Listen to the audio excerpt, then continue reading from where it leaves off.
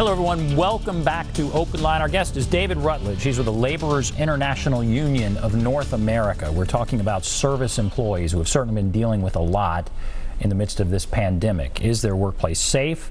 Will they remain employed? There are a lot of concerns, not just, of course, for service employees, but for all employees. And we've seen the unemployment numbers. They're just staggering. We're going to go take some calls now. So, David, if you're ready, we'll take some calls here. Let's go to Lucy. Hello, Lucy. Hey, y'all. Hey.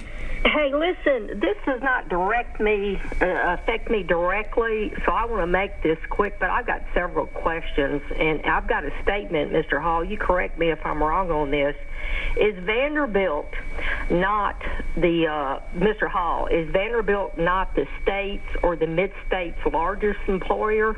I believe they are. If they're not one, they're two, but they're right up there. Okay, now, I would be concerned, too, if I worked on that complex, because people travel far and wide to come into it for a variety of reasons. For your guests there, I got one question. Don't they do their own in-house printing? Are those people going to be affected? Because there's not too many printing jobs you can pick up in Nashville anymore. And do they not do their own in-house medical equipment repair?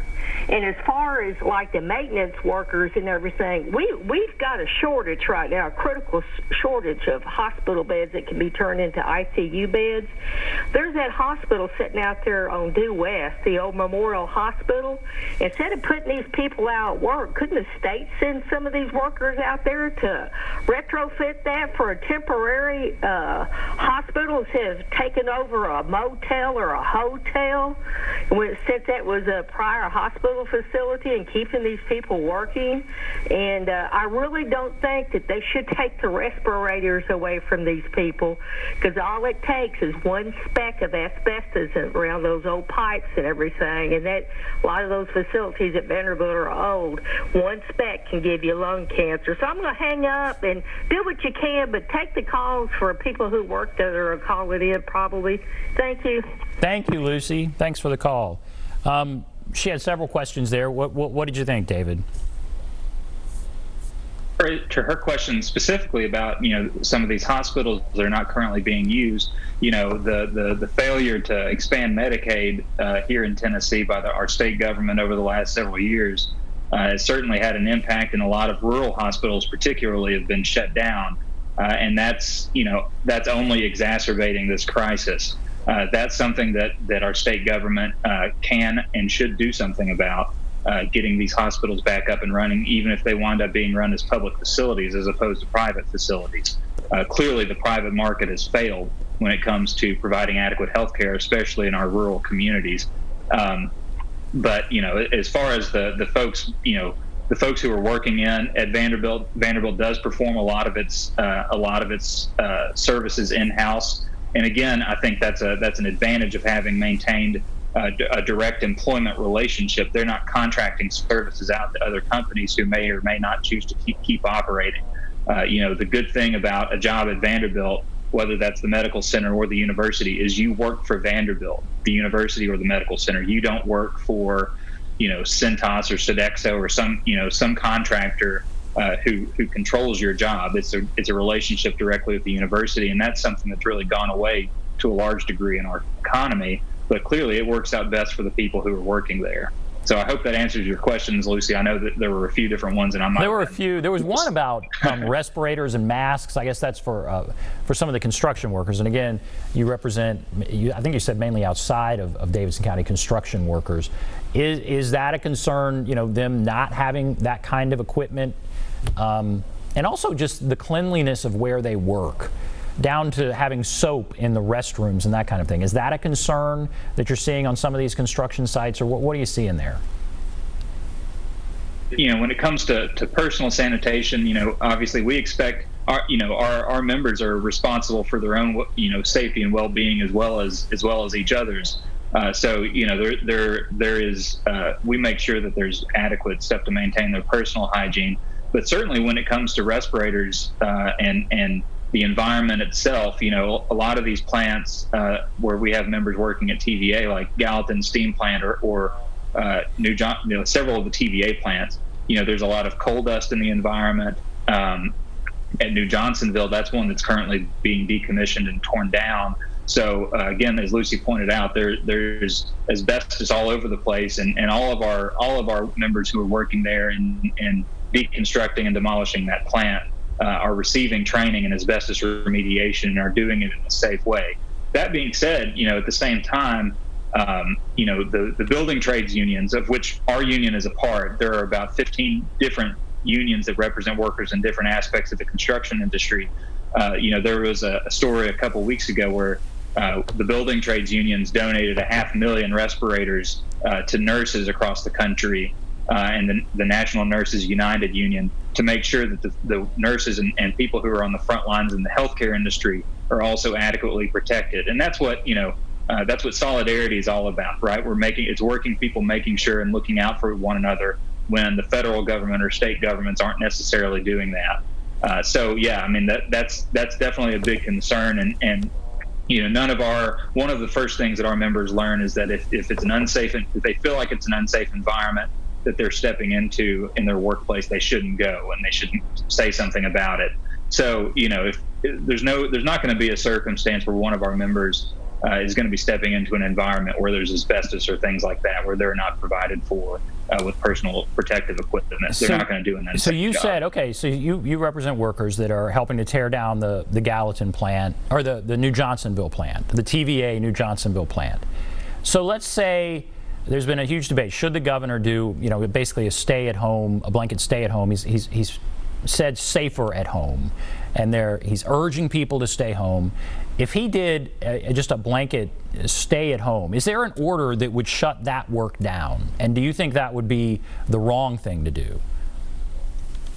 That would be the wrong thing to do. I mean, currently that plant's sitting there, and it's not producing power any longer. And again, given the nature of some of the materials around that plant, now that it's no longer operating, it needs to be torn down safely and quickly. For the most part, you find power generation and the operations of TVA, which of course has been a long-standing pillar of our society here and economy here in Tennessee for almost 90 years.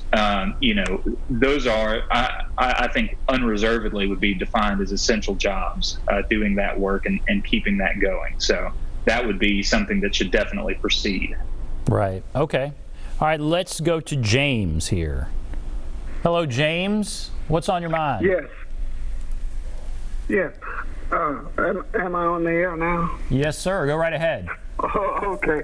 Well, I'm a little confused about how this disease is transmitted. As I understand it, it's not an airborne disease, and it must be transmitted on a surface or by an individual. But we continue to receive merchandise from overseas. We didn't curtail the shipment of any merchandise from China. It comes in every day. So could someone explain to me how this is how it is transmitted? If it is not an airborne disease and must be transmitted on or transferred on some kind of surface or through the air from the sputum from one individual to the other, how it doesn't make sense to me if it is really not an airborne disease. Then why can't we just spray and kill it? But it is confusing to me. I think you're not alone in being confused. I mean, that's not what this show is about, but we've had shows where we have talked to people and they don't fully understand. I mean, they don't know. It can live on surfaces for some amount of time. There's no question about that. So if it's on a surface, you touch the surface, you can expose yourself to the virus. They're talking about wearing masks. That's if someone sneezes, it could potentially prevent you from being harmed by that. And actually, the masks, from what I understand now, they're also to prevent you from spreading it if you are to sneeze or cough. So it is airborne in that sense. But I think we don't fully understand. Your question about we're still sending goods over from China, could it last? Could the virus stay on something that was made in China and infect it over there? Could it live on it long enough to come over here? I think I've heard that it possibly could, but I think there's so much we don't know. And so, David, I mean, your workers are asking similar questions. What do you know? What have you heard? Do you have some thoughts on that? I'm no health professional either. Certainly not an epidemiologist or anything like that. But as far as I know, like you said, Ben, it can be transmitted in the air in as much as when we're breathing on each other, and that's why masks are important, and that's why social distance. That's why I'm not sitting next to you right now, Ben. I don't want you to sneeze on me, and you don't want me to sneeze on you. So we're doing this over the internet to prevent that from happening. But I as far as I know, I do think it is something that can stick to surfaces for a period of time, and that's why we're wiping down everything and using gloves and Lysol wipes and all that kind of stuff. How long it lasts, again, I don't know. I'm no doctor, but it's just something that we all need to be taking every precaution and maintaining our distance from one another and using caution when touching surfaces, I guess. That's exactly right. And when we have doctors on to talk about it, they will not be absolute in their answer to that. They're just not 100% sure at this point. But James, okay, thanks for that call. Let's go to Jason. Hello, Jason. Hey. What's on your mind? I'm fine. Go right ahead. Yeah, thank you guys for all you're doing, and thanks for taking my call. My question, I had two brief questions. It's about unemployment, so I know maybe you don't know all the way, but I'm just hoping I can get an answer. There's no getting them on the phone. I've tried and tried and tried. I did eventually file unemployment online, but my question is, like today I checked it to see what the status was, and it says we're still trying to get a hold of your employer. And then when I got a hold of my HR said, well, how are they trying to get a hold of us? Through the mail? Because if they are, we're not here. And so I don't know the answer to that, and I can't be the only one going through that as jobs close and send people home. Then my next question is, everybody says that people who are filing unemployment, you're going to get additional $600 on top of I guess, what you would normally get. Can you clarify that, if that's true, or is that only for certain people? Because I got laid off back in October of 2019, and I've been struggling to find employment. Well, now this really put me behind because I had interviews set up and I couldn't go to them. So I finally just said, okay, I'm going to have to file unemployment. But that's my question on those, and thanks for taking my call. Thank you. What do you know about that, David? Obviously, I know he's not alone in that he's having trouble filing unemployment with the state. They're overloaded. The state's brought on new people to help try and fill all of these claims, but there's no doubt they're overloaded. I don't know if you know something about this. What are you hearing, David? Jason's question about the extra $600, it is my understanding that the CARES Act that was passed by Congress and signed by the president last week does provide an additional supplement to your unemployment compensation. But, as far as the process of dealing with it, unfortunately, when unemployment insurance was made a thing in our country, so many decades ago, instead of setting up one unemployment system, they set up 50 of them, one for every state.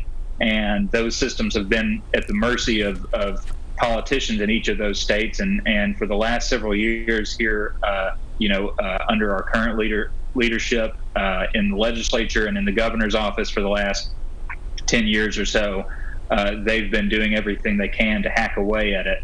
And it has unfortunately resulted in a underfunded and not very well situated system at a time of crisis that nobody could have predicted and is not like anything we've ever seen. But certainly one of the things that I hope will be that really the state should consider doing and well, not consider doing, but something the state should do is make sure that when it comes to claiming these unemployment benefits, that the job seeking requirements should be waived. I mean, how are we supposed to go out? How is anybody supposed to go out and seek a job right now when not only is nobody hiring, but we're not even allowed to get close to one another? So certainly when it comes to drawing unemployment, people shouldn't be set to that standard at this moment. It's a time of crisis in our economy and in our society where there's more people claiming or filing for unemployment than we've seen, ever in the history of our country since we've had this system set up. So, the thing that policymakers and people in power in our state and in our country need to understand is that the only way this economy is going to remain stable is if people have money in their pockets. The economy doesn't depend on the stock market. The economy depends on regular people like you and me being able to go out and buy goods and services and keep our small businesses, our local businesses afloat. So, Jason, I'm sorry that doesn't probably answer your question or tell you the right thing to do. I would say certainly find out who your state representatives and state senators are, and contact their offices and find out, if there's anything any advice that they can give you as far as help. But certainly, I agree with you, Jason, that our unemployment system and our government here in the state need to be doing everything they can to make sure people aren't suffering unnecessarily. That's a good idea to contact your local lawmaker. That can't hurt. That's certainly a good idea, but I know they're backlogged and frankly overwhelmed. You represent union workers. Have any of them that you represent, whether it's construction or otherwise, have they had to go through this at this point? Have they had to go through unemployment? With our construction members, of course, the goal of a construction job is to work yourself out of a job, right? They do what they're doing until the project is completed. And so a lot of our members do have experience going on unemployment for short periods of time in between construction jobs. So that is certainly something that they've dealt with in the past. Like I said, we're not seeing a huge layoffs here in Middle Tennessee at this point. But in different parts of the country that might be happening in different ways. So, that is something, again, though, that they do have experience dealing with. Right. So they've navigated that system before, and I'm sure any of them could tell you how difficult it is. It's difficult. Even in good times, it's difficult. And now it's probably very difficult. But okay, yeah, thank you for that call. Let's go to Carrie. Carrie here. Hello, Carrie. Yeah, this is Carrie. Go right ahead. Okay, I have a question. I have a couple of questions, actually.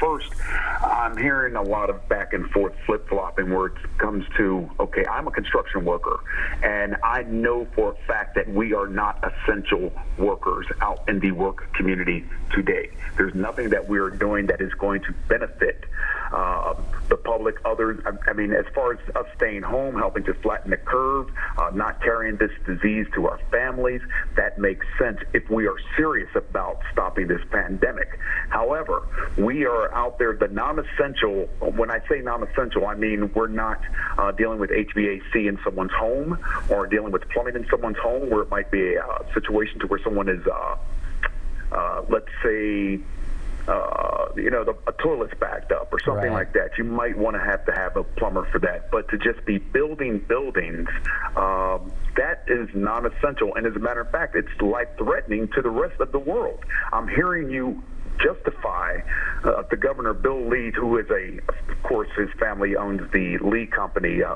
plumbing company here in Tennessee. I'm hearing you justify their stance on having us go out there to work in a hostile environment and put our lives in jeopardy for no reason. And at the same time, you're saying we should separate. You're on a call somewhere on another side of the state or something in virtual conversation, but we're every day without proper PPE, without mask. There's no way possible that you can be in a lift and be 6 feet away from another person and or helping another individual carry a piece of equipment and be 6 feet. We're out there every day, and we're probably the biggest spreaders in Tennessee of this virus. So you are a construction worker, and you're going to work every day, and you feel like that's not safe. I don't have a choice. I don't have a choice because if I do not go to work, I will lose my job, and I am the head of this household. And the only way that I would be able to receive any benefits if it is in fact I did not have any work offered to me. Right. I wondered. I mean, you're right. They're everywhere. Construction workers everywhere, right? They're all over the city. And I spoke with the mayor's office. I spoke with the Center for Disease Control. No one can give me a justifiable reason why they consider us to be essential workers, other than to pad someone else's pocket. Someone is getting paid big time at the cost of our lives and our families. And there's no reason for these buildings to not be able to be put on a 2 to 3 week hold with the rest of the country so that we can help to flatten this pandemic. Interesting. Okay, I appreciate your perspective. Thank you, Kerry. All right, what do you think of that, David? I don't know if he's a different kind of construction worker than what you represent. Okay, that's fine, but that has crossed my mind, what he's saying. I mean, what do you think about what he's saying there? Kerry, you mentioned that you weren't provided with PPE and the necessary things. So, my hunch, and of course, if I'm wrong, but I suspect that you need a union. You should be a unionized construction worker, and a lot of your concerns would be able to be addressed through that process. If you are a member of a union, I think, and you feel like you're working in an unsafe situation, then Kerry, go talk to your job steward, or go call the hall and talk to them about your concerns. But certainly, if you're going into an environment that you feel is unsafe, you shouldn't be going into that environment, and your employer should be understanding of that and should be willing to do something about it. And again, the folks that we represent, they are provided with that equipment, and that's part of our agreement with the employer, and that's the way a union construction job works. And like I said earlier, if they feel unsafe, they don't go in. And so, that should be the same situation for you, Kerry. I'm not saying that our workers deserve better than you deserve. You deserve this too. And if it's a problem, you should do something about it. And your job shouldn't be threatened by doing something by not doing something that you feel is unsafe, if that makes sense. What I'm saying is you shouldn't pay the price for doing the right thing. What I hear him saying is that it's not safe for the public, that so many construction workers are even out there. So he is concerned about his safety a little bit, but he's also concerned about just what this means for the public, that construction workers are deemed essential, apparently, because they are still working. Is that appropriate? Should construction workers be essential? I know people want to keep their jobs and that kind of thing, but if we're all supposed to go our separate ways and kind of be separated, is it right for construction workers to be out there at this time, in your opinion? Probably depends on the job being done, right? When you've got people whose responsibility it is as workers to keep the lights on in our city, I think that's essential. I live here over here in East Nashville, and there are folks getting roofs put back on their houses so that they have a place to live. I think that's important work as well. If it's building a new Chuck E. Cheese somewhere, then yeah, maybe that's not essential work. But certainly, obviously, we want workers to be safe. We want workers to be able to earn the money that they deserve for the job that they're doing. But we want the public to be safe too, and so that's something that's very important. And I appreciate what Kerry's saying. He's definitely raising valid points. All right. Thank you. We're going to take a break. If you're on the line, hold on. If you want to call, there's the number right at the bottom of the screen: 615-737-PLUS. 615-737-7587. Take a break. Be back right after this.